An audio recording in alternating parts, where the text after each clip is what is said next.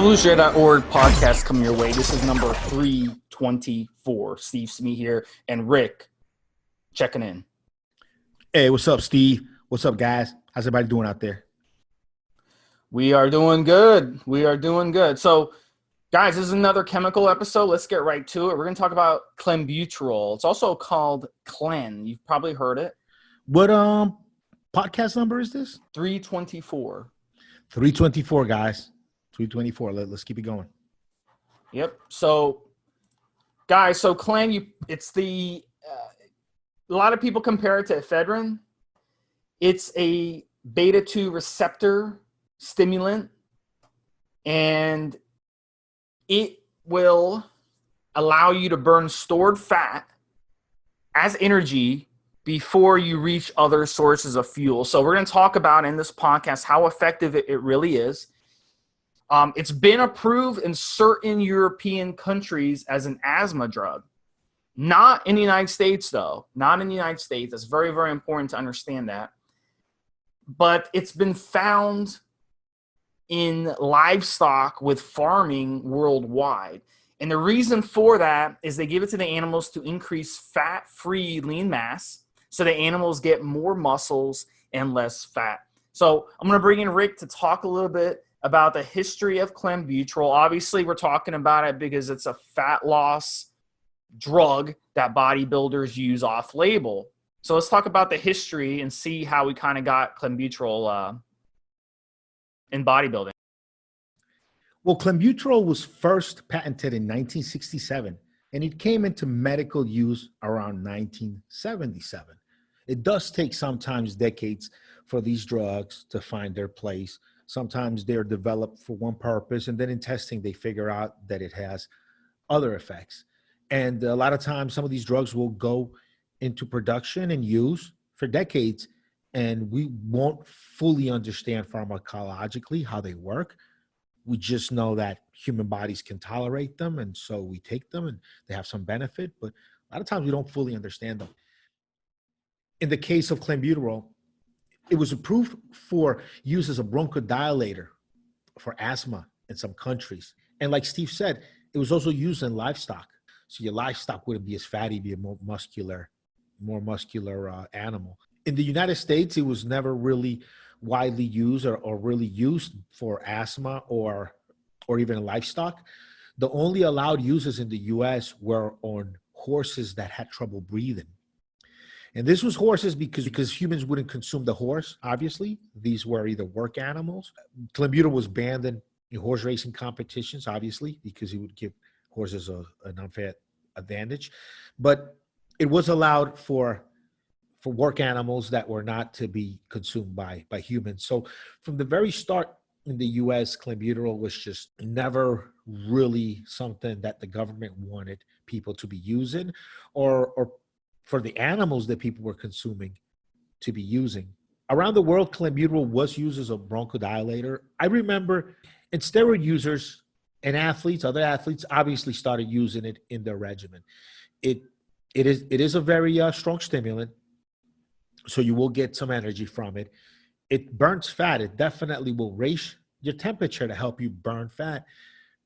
And also it will help promote fat burning at your cells. When I first got online and I started researching steroids online back in 2000, 2001, remember I used to get online with a 14.7K modem, I think it was, through America Online. And some of the first websites that I saw from sources overseas that were selling steroids, and they would give you sample cycles. Many of these sources would put Clenbuterol in at the end of your cycle, like during where your PCT would be. And the reason for that is because Clenbuterol has been also known as an anti-catabolic and maybe a bit of a muscle builder. So because Clenbuterol was known to help you not lose muscle mass, obviously, when you're cutting, and also maybe help you build a little bit of muscle, some people thought, and it wasn't suppressive to your natural production, many European sources and European bodybuilders, I'm sure, were adding Clenbuterol during their PCT and even sometimes before cycle. because folklore is also that clenbuterol helps you clear your androgen receptors after cycle, upregulate them, all these things to just make your androgen receptors way more sensitive to your later cycles. Now, nowadays today, clenbuterol, in my opinion, maybe Steve will tell me differently, I think has kind of fallen out of favor quite a bit. Albuterol seems to be a better and safer option than clenbuterol. And also there are some over-the-counter, some are kind of grayish area now banned, stimulants that are just do a much better job than clenbuterol ever did at burning fat and at helping you suppress appetite and all these things. So because of this, clenbuterol has surely taken a hit in popularity, in my opinion. But I don't know. What do you think, Steve? I mean, that's it for the history of it. But what do you think, Steve? Do you think? Well, yeah, let's talk about the history. So we can go back maybe 15, 20 years, 10, 15, 20 years. Celebrities made clenbuterol blow up, okay? Britney Spears, Lindsay Lohan, Victoria Beckham, Nicole Richie, more and more, especially female celebrities, have used clenbuterol, and it's helped them lose a lot of fat. But we also have a lot ones that have actually talked about their clenbuterol use, such as Ashley Mayer. She was an LA fitness model. She used clenbuterol for many years. She says she dropped 10 pounds right away using it. But the problem is, over time, she said that clenbuterol actually backfired because it screwed up her metabolism. She said she got addicted to it, and she couldn't get back her initial weight loss when she came out. So it gives you a nice rebound effect when you stop using it. So she says that after she stopped using Clen, she actually gained 20, 30, 40, 50 pounds. And she was like, man, what the heck is going on here? So, we see a perfect example of how something can work in the short term, but then in the long term, it's not an effective weight loss product. And that's why it's kind of fallen off in bodybuilding, because we have so much better options when it comes to fat loss and weight loss now that are more permanent than just taking clenbuterol, losing 5 or 10 pounds, being miserable on it, frankly, and then you're gaining it all back. So, we're going to talk about some of the side effects too when it comes to clenbuterol. But yeah, I'm not a fan of it personally at all. I've used it a couple times, and I'm not a fan of it. But the guys that you do use clenbuterol, the guys and gals, yes, they use it exclusively as a fat loss draw. They'll use it in a cycle when they're trying to cut. And there are studies that show it can increase your fat-free mass and increase your basal metabolic rate, your BMR. And it also has some anti-catabolic and anabolic properties. At least that's what the studies and on paper show. But in real life, we've come to find out that's not really the case.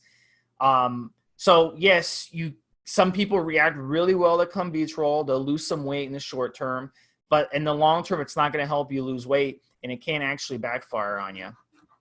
Yeah, some of the bro science from the sources and everybody around the way with clenbuterol throughout the years was that it, one, decreased cortisol, so it decreased catabolic hormones, and two, that it made your muscle cells more sensitive, the androgen receptors in your cells more sensitive to your just regular testosterone or whatever you were taking.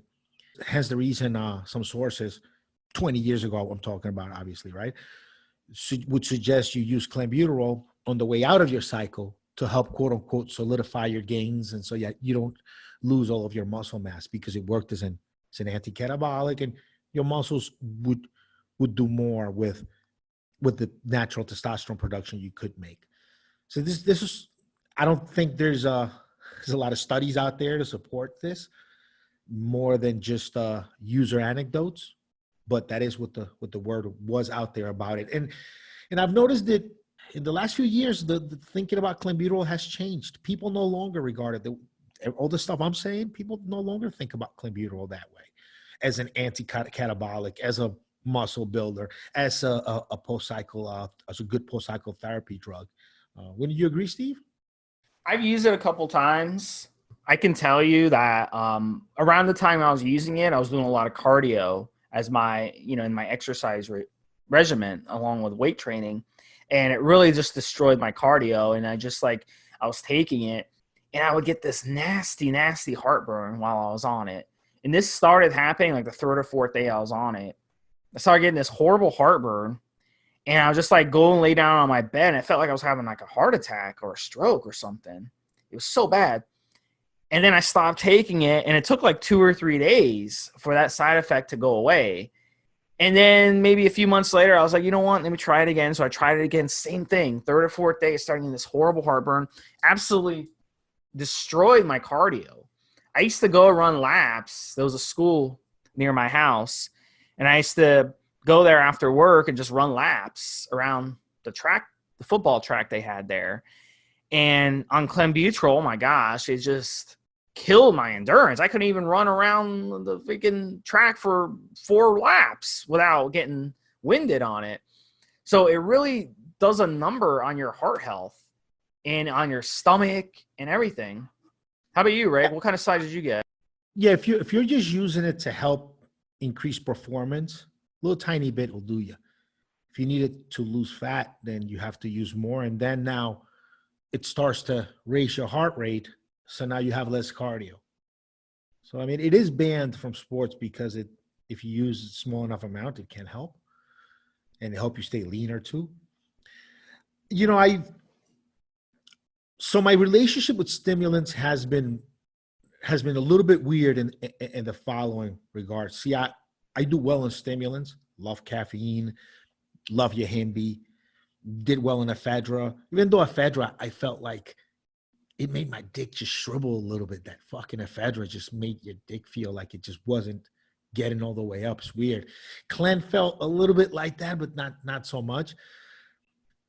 When it comes to helping people that are trying to lose body fat and they want to use stimulants, you have to be really conscious of what you're actually doing with the stimulants, especially clenbuterol. You shouldn't use clenbuterol as a way to mask the fact that you just have, just bad habits, bad eating habits.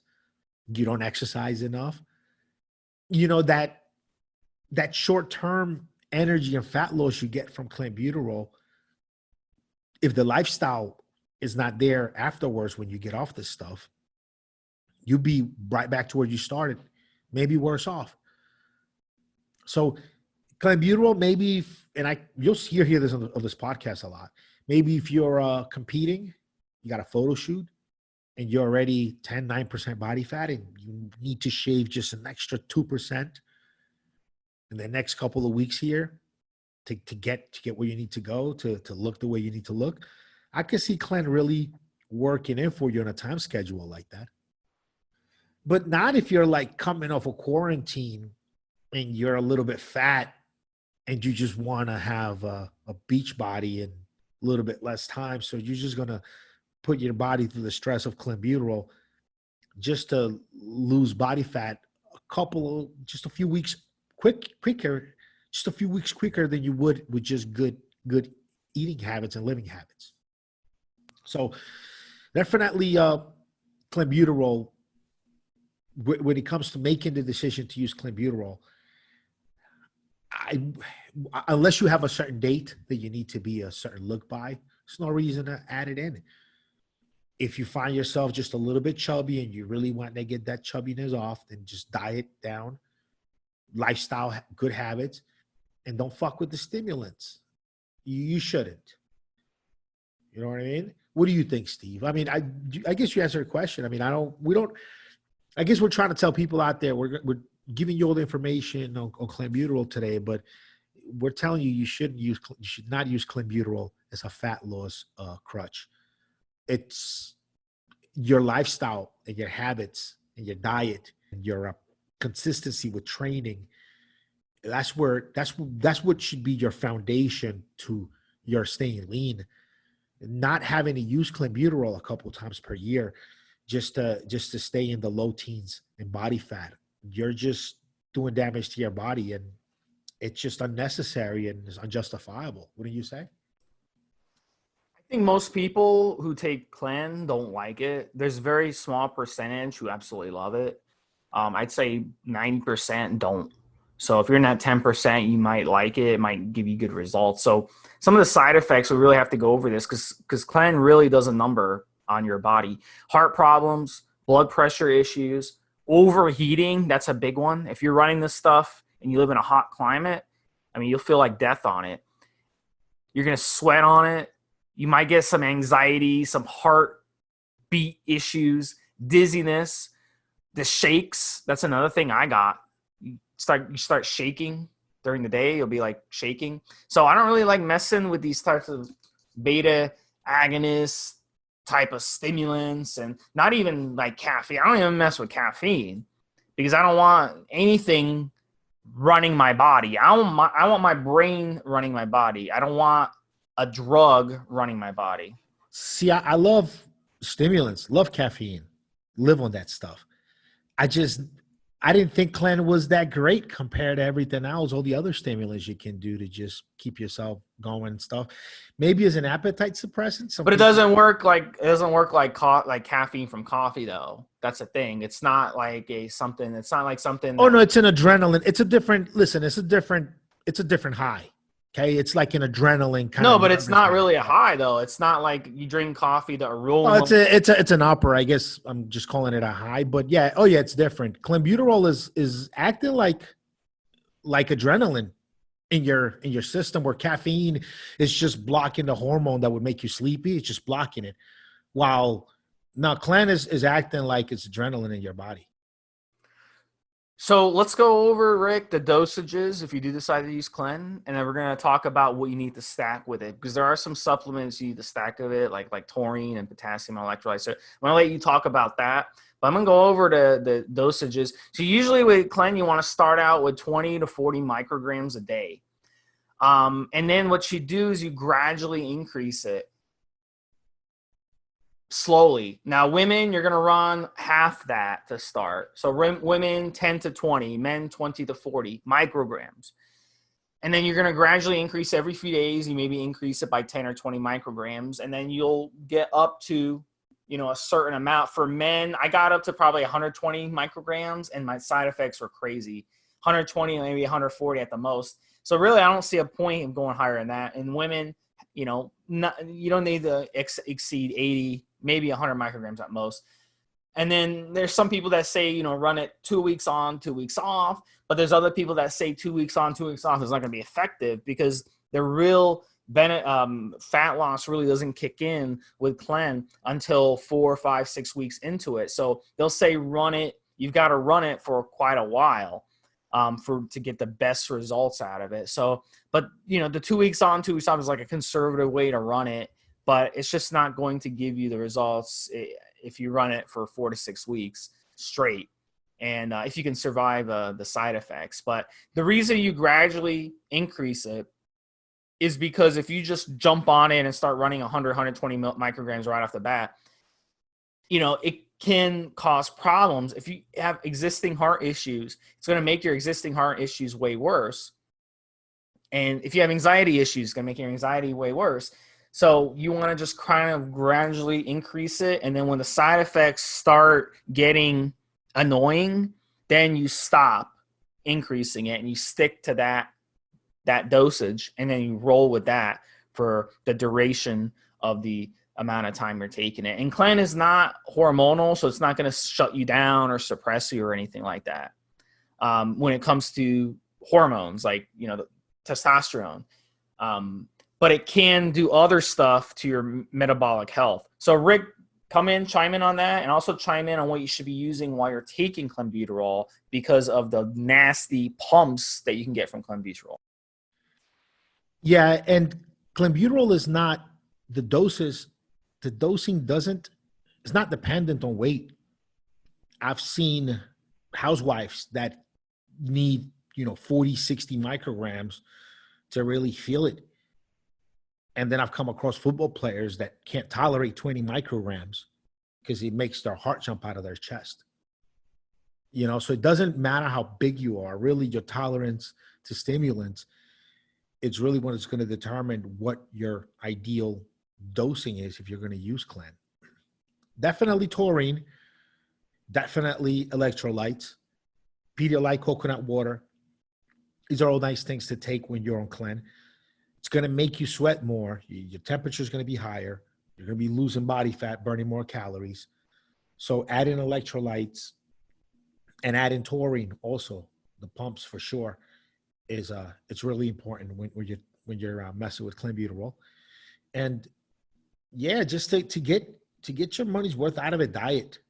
The one thing that has really kept me away from clenbuterol all these years, really kept me away from it is running the chance at enlarging in my heart. I'm already using steroids, which could and will enlarge in my heart. But Clen seems to be, from everything I've ran across and seen throughout the years, it seems to be more dangerous than testosterone or other steroids for growing, for enlarging your heart. And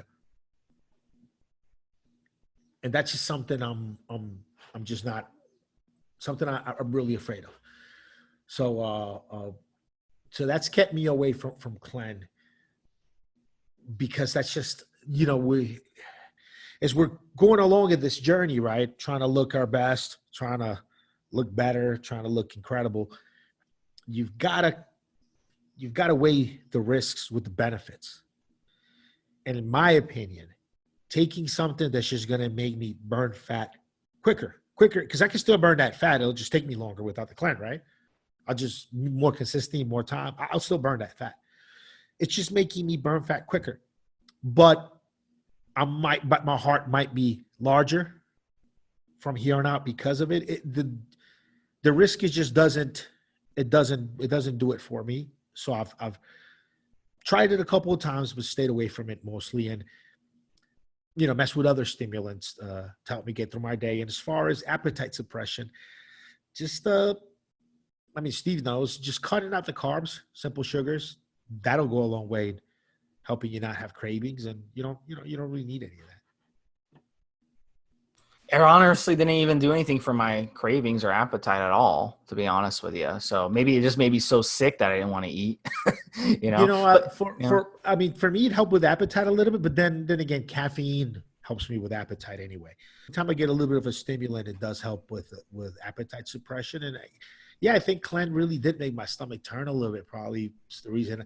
Hudia Gordonia made me feel the same way. I didn't want to eat, but I felt like my stomach was turning on it. Yeah, that's probably not a good thing for your gut health at all, to have something that does that. So guys, N2Guard, if you do decide to use Clen, don't abuse it, and then definitely get on N2Guard, because the cramps are really nasty on Clen. You'll notice, like, it'll feel like your back will start cramping up and stuff, and you really, really have to be on the N2Guard, because the N2Guard has a lot of taurine in it, and that's going to save you when it comes to having those cramps. So it's a must on Clen. I recommend 7 to 10 caps of N2Guard a day if you do decide to run Clen. And you'll get your multivitamins, multiminerals in there too. Most guys running clenbuterol are obviously cutting their calories down on a deficit. You're trying to lose body fat, right? So adding the N2Guard, not only will it give you that taurine, but you're also going to get vitamins and minerals, which you're going to need, especially if you're not eating as much as you used to. All right, guys, we covered everything on clenbuterol. Next episode, we're going to talk about Albuterol, which is the baby cousin of clenbuterol. For Stevesmi and Rick, has been another episode of Evolutionary Radio. Take care. We'll talk to you guys next week. Enjoy. Have a good one, Steve. Have a good one, guys.